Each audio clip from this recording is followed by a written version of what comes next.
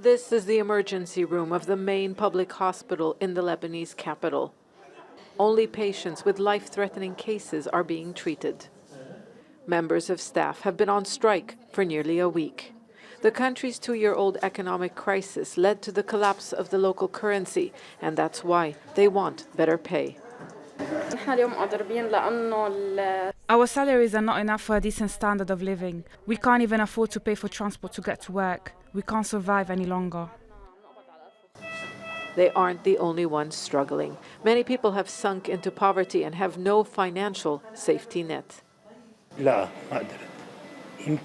don't think anyone can afford to admit a patient in a private hospital any longer. I would have had to sell property or an organ or beg for money to be able to admit my mother in a private facility.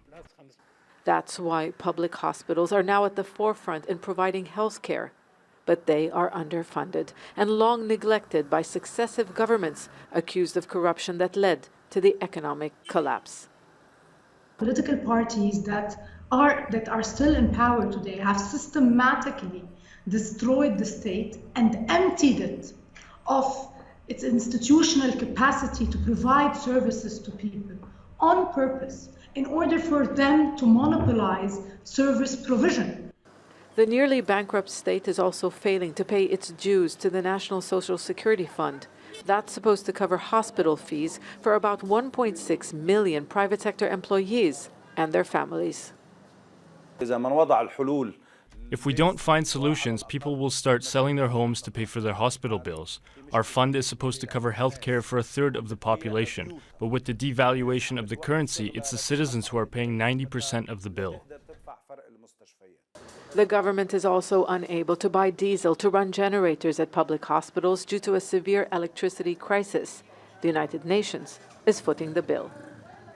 Hospitals are also struggling to secure medicines and retain staff. An estimated 40% of doctors and 30% of nurses have left the country. The World Health Organization describes that exodus as alarming.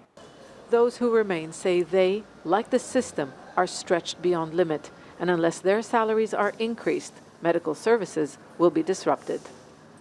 Zeina, Khodr, Jazeera, Beirut.